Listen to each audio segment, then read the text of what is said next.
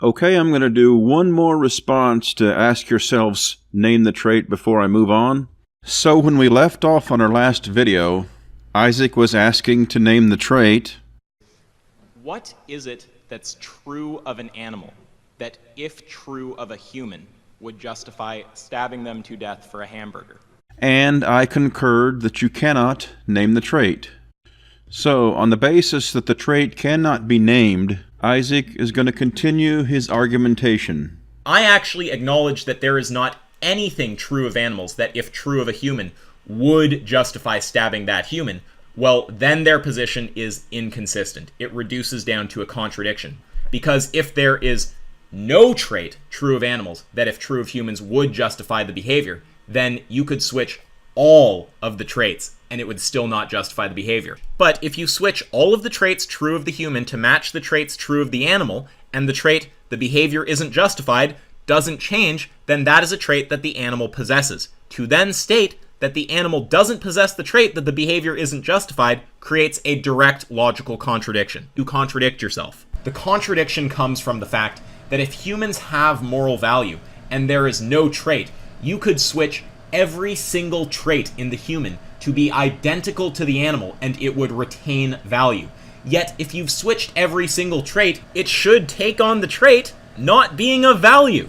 If this doesn't happen, then the animal has value, and you create a direct logical contradiction by saying that it doesn't. Okay, let's break down what Isaac's argument is here. We have a human and a cow. Now, there's no trait true of the cow that, if true of the human, would allow you to stab them. So, if the human somehow had hooves instead of hands and feet, would you be allowed to stab that human with hooves? No, there is no trait that would allow that.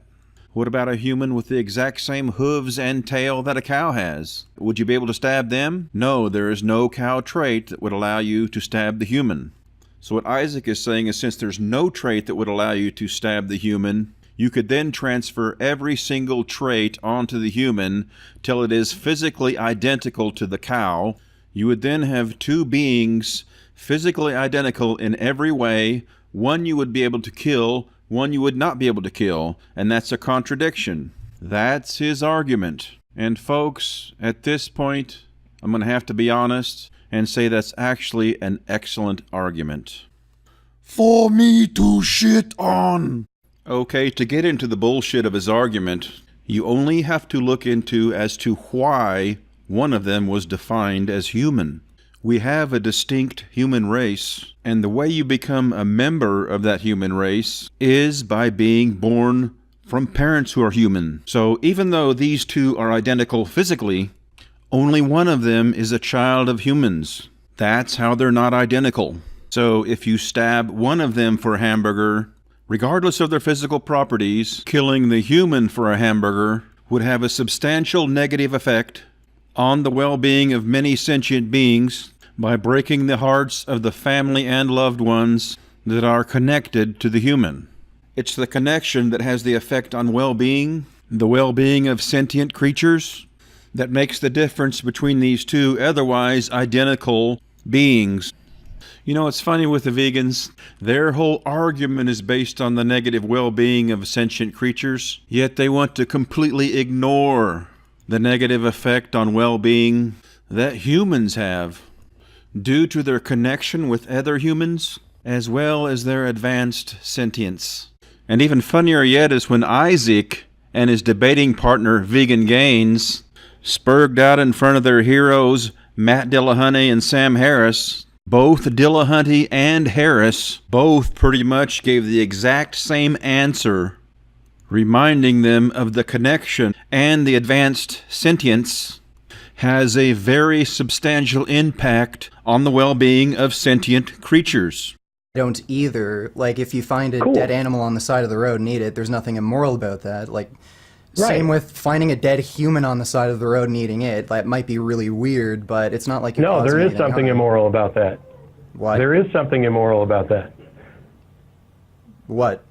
Like, I can agree that it's disgusting, and somebody who does that is probably has problems, but I mean, you're not. The thing is, you're not causing harm to another person or being. See, this is the problem. This is the problem with you and a number of others. You have this view of morality that it is essentially about a simplistic notion of causing harm. Well, no. And morality is, yes, that's what you just went to.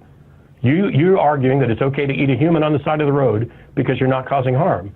Well, fundamentally, you are wrong in the sense that that is not the only criteria to consider, and you are wrong about whether or not it causes harm. Okay. We are in a social construct. We are in a social construct, in a contract with other human beings. Right, I It is wrong understand for me to eat. It is wrong for me to eat another human being, not because of any direct effect on them after they're dead, but because there are people who care about that human being, and because it affects the quality of their life leading up to that. If you were to say intelligence, would it be okay to murder low intelligence people? If you were to say that it's the fact that it's natural, would it be, okay to murder humans if that were natural, etc.? Well, so there are many. So I'm basically a consequentialist, which means I just think the cash value of a moral proposition is in the well-being of conscious creatures now or in the future, actual or possible, right? So I think there are things that should be captured. They can be captured by consequentialism thought all the way through that aren't normally captured by it. So, for instance, when you ask why is it,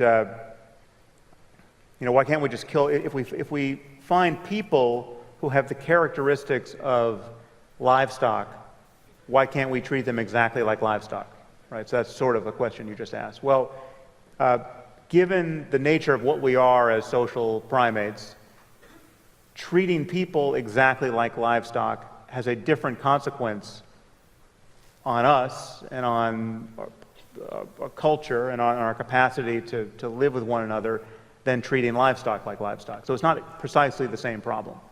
But in this world, at this moment, given all the moving parts, if people start eating their parents when they die, we feel differently about them, right? And that begins to derange a lot of many other things we care about. So you have to take all the consequences in view.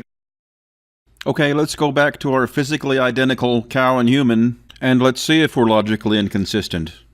Now, we pointed out that even though they're physically identical, the human is different because it has the connection with humans.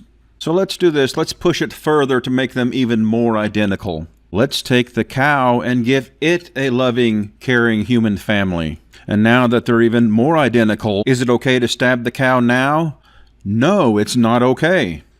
The cow now has a connection with humans. It now belongs as part of an in-group. So this shows that we're actually being consistent. Okay? Okay. What we're talking about is what rights we're going to extend. And rights are the product of thinking beings, and they don't exist independent. It's not like rights are out there, as some sort of naturalistic product. We grant rights, and we make decisions about who we're going to grant rights to and who we're not. Well, yes, rights are something that are granted. And without rights, all you have is natural order. And natural order is everything simply doing what it's capable of doing. So, for instance, an animal will go into the den of another animal and eat all its babies so it can have a snack. That's a good example of just natural order happening. So the only thing you can do to remedy natural order, if you have any issues with ethics, morality, or fairness, is to grant rights to certain groups. And that's what we do. We grant rights consistently. We grant rights to all humans. We grant rights to all that are in our in-group. And then we can grant rights to any group that we decide. Things like endangered species, intelligent beings. Isaac says we're inconsistent because we don't grant rights to all sentient beings. But sentient beings are a general group that does not apply. And with that logic, we can just as easily say we're inconsistent for not granting equal rights to all living beings. Okay, let's go back to our two physically identical beings.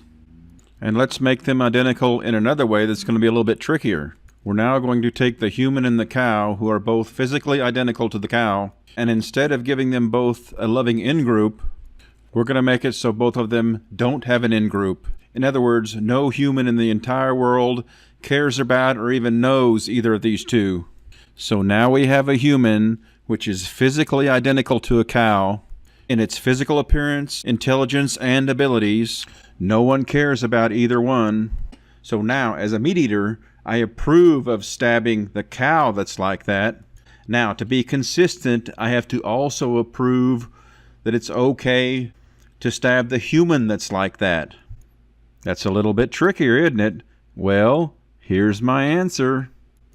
If I have the intelligence of a cow, can't speak or communicate with anyone in any way, if I can't be left in a room without damaging and tipping everything over because I'm exactly like a cow now, if all you can do with me is put me out in a pasture, and if all I can do with my life is just sit there and chew grass and shit, if no person in the entire world cares about me or even knows who I am, if all of that is true of me, then it's okay to go ahead and kill me and fry me up in a barbecue. So I'm consistent. Wait a minute. That doesn't sound right. I think that's right. I think I am being consistent with that claim. But just to be extra sure, let's check with Isaac, okay? Now here's Isaac explaining how it's okay to kill crop insects, that you're still logically consistent if you approve of killing crop insects. So let's listen to little Isaac, shall we?